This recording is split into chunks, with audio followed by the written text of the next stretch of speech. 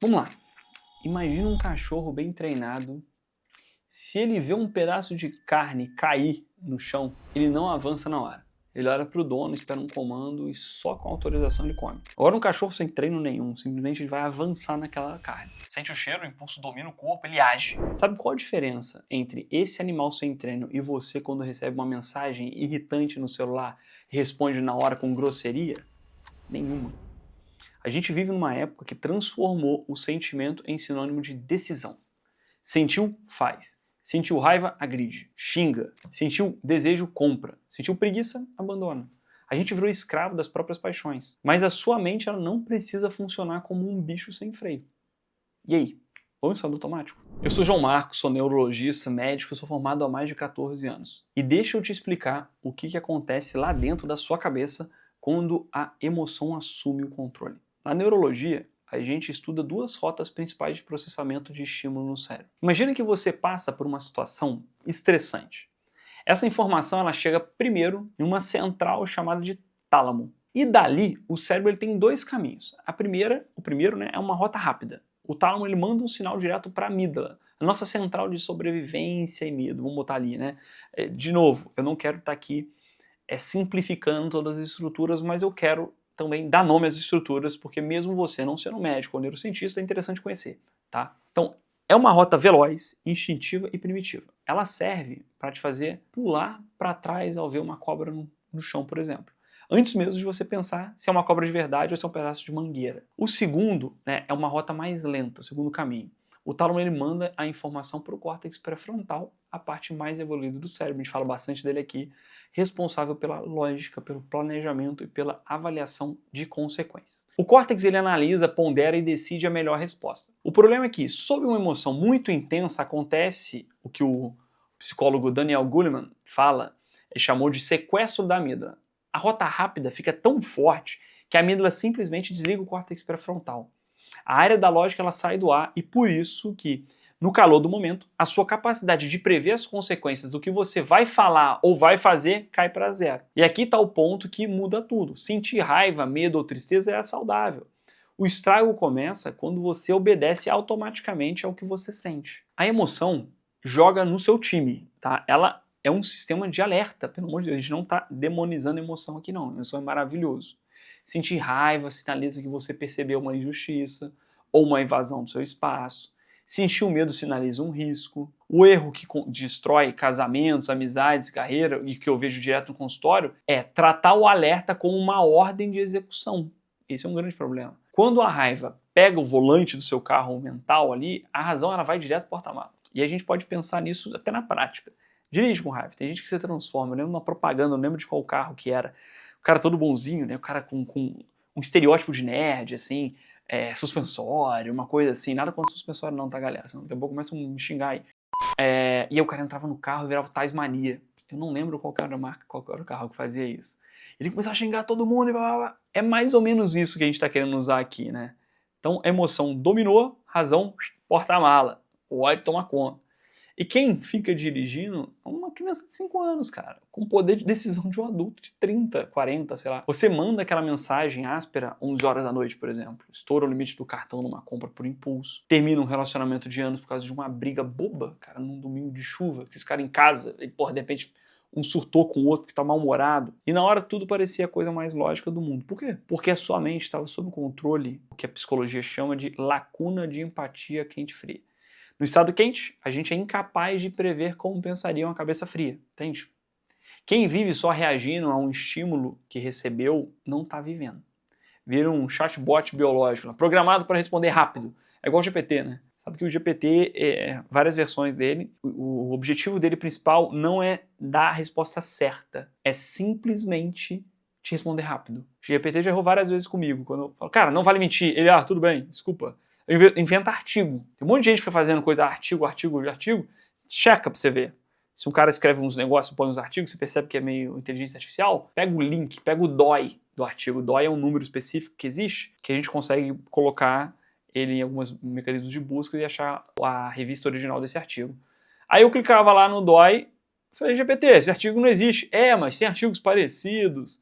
Então, é isso. Assim, você está virando um chatbot biológico, né? Respondendo rápido. mesmo que a resposta seja um desastre.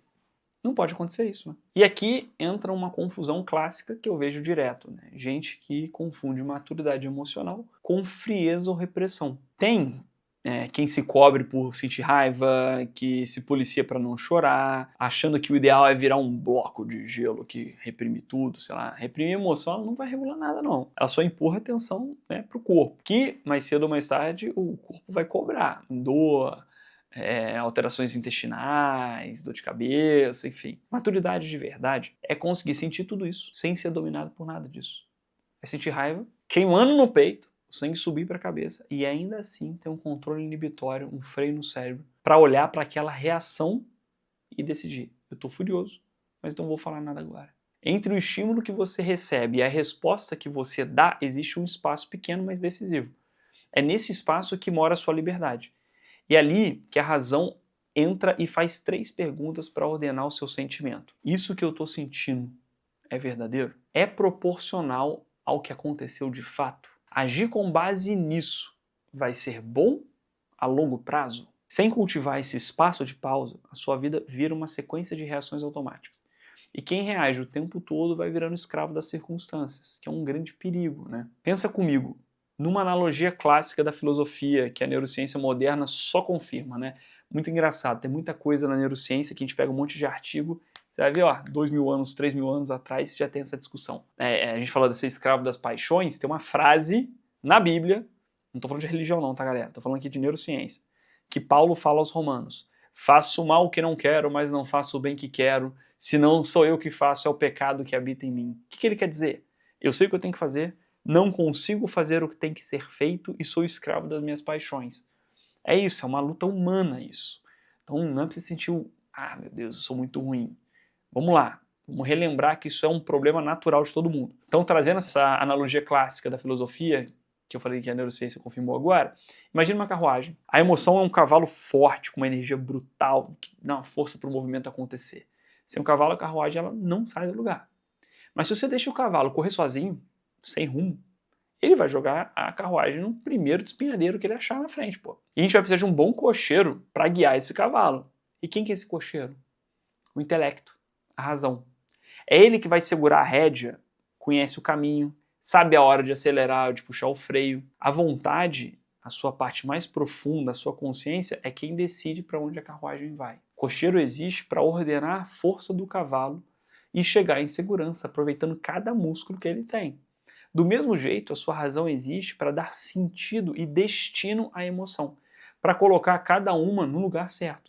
É isso que a gente chama de estabilização da personalidade. Agora eu vou te dar 4 ferramentas práticas que eu ensino no consultório dos meus pacientes para você treinar esse seu cocheiro mental e fortalecer as rédeas. Primeiro, dê nome à emoção. Isso aqui é ciência pura. Quando tem um trabalho com ressonância magnética funcional, o que é ressonância funcional? É quando você analisa o funcionamento do cérebro durante a ressonância. Esse é um tipo de estudo que esse é o tipo de ressonância que só tem grandes centros de estudo. Não é viável fazer isso para todo mundo. Então, sei lá, você vai pensa em alguém que você ama, e eu analiso os núcleos ali funcionando.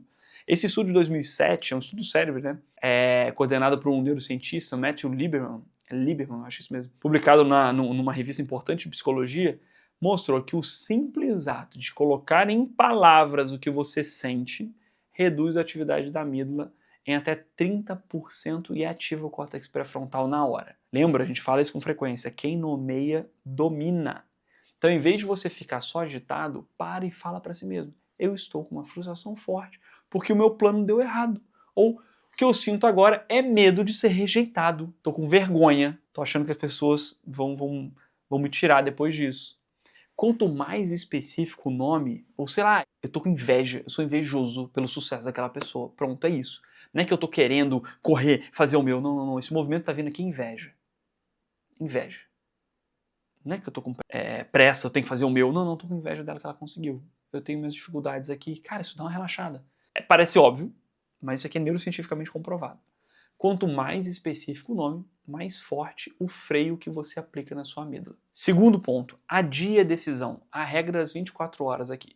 Se a sua emoção está muito alta, raiva intensa ou até uma euforia exagerada, a regra é de ouro. Não decide nada. Não manda o e-mail, não faz a compra, não termina o namoro, não termina o casamento, fala para a pessoa ou para você mesmo. Preciso processar isso, te dou uma resposta amanhã, deixa o tempo agir, pô. Espera aquela poeira bioquímica ali abaixar, assentar e a sua mente sair de um estado quente para um estado mais frio. O que parece trágico hoje à noite costuma parecer contornável, cara. Só contornável amanhã de manhã. Você olha e fala assim, caralho, que doideira. Nem era tanto. Pega uma coisa muito ruim que você pensou já, que já aconteceu na sua vida, que você achou que era muito catastrófico, que já passou mais de 1 ano ou 2 anos, olha pra trás. Às vezes você vai olhar, cara, nem era tanto, né? Achei que seria o fim da minha vida, aquela demissão, aquela outra coisa, aquela oportunidade também. Lembra? Situações ruins e boas, tá? Tem muita gente que faz muita cagada em euforia. Momentos de euforia, não é agora uma promoção, não pede, não mede aquilo, pede demissão de um emprego, vai para um outro e se ferrou, porque eu ia ganhar mais, mas não botou prós e contras, o horário de trabalho, né, a equipe de trabalho que ele ia encontrar, a distância da casa, enfim. Pensa antes.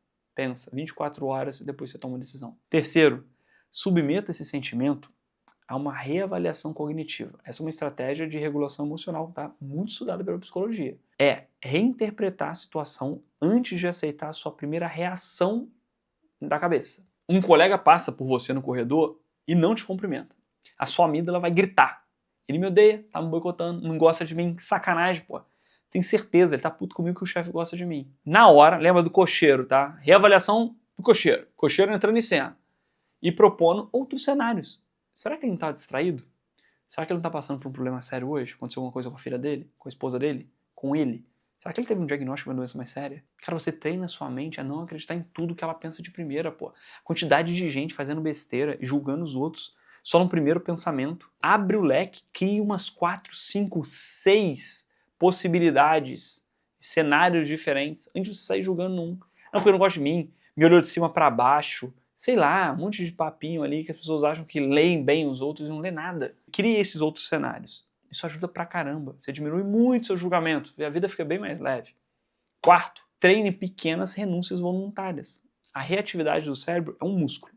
Se você passa o dia inteiro cedendo a todo impulso imediato, pega o telefone assim que ele vibra, come o chocolate assim que dá uma vontade, o controle inibitório ele vai enfraquecendo, atrofiando. Então faz pequenos treinos de desconforto voluntário. Deixa o telefone tocar sem atender no meio de uma tarefa. Espera 10 minutos antes de comer a sobremesa. Isso é treino do freio, pô. Puro, simples, direto. Você mostra pro seu cérebro que quem manda é seu corpo. Sem masoquismo. Isso aqui é um tipo de musculação do autocontrole. É um tipo de técnica de mortificação, que algumas pessoas chamam no passado. Tá, vou sair não vou comer, não vou repetir a comida, vou sair da mesa com um pouquinho mais de fome. Isso é interessante. Em alguns dias da semana, eu vou acordar no exato horário que o despertador tocou, em vez de botar soneca. Treina. Para de se mimar. Treina. Vamos amadurecer. A sua liberdade ela começa de verdade quando você deixa de ser escravo do próprio impulso. Sentir é automático. A gente fala isso aqui direto. Nosso lema, agir é escolha. Mas deixa eu te fazer um alerta importante. Se você tenta aplicar essas práticas e percebe que sua reatividade é tão intensa, tão dolorosa, né, que o corpo vive tremendo, com taquicardia, a mente parece um alarme de incêndio que nunca desliga, a raiz pode estar mais fundo do que falta de treino emocional. Tá? Então pode ser que esse sistema de estresse ele esteja de fato doente, pode ser uma ansiedade, um quadro depressivo. Eu gravei um vídeo aqui no canal detalhando, explicando exatamente o mecanismo da ansiedade no corpo e como saber se o que você sente é estresse do dia a dia ou algo que precisa de tratamento. O vídeo está aqui, ó. Como saber se estou sofrendo de ansiedade. Clica no vídeo que está aparecendo na sua tela aqui agora para assistir. E se você sente que precisa de uma avaliação médica individualizada, né, para organizar esses pilares no consultório, o link para agendar uma consulta comigo está aqui embaixo também na descrição. Aproveita para se inscrever no canal e deixar o seu gostei aqui. A gente se vê no próximo vídeo. Um grande abraço e vamos sair do automático.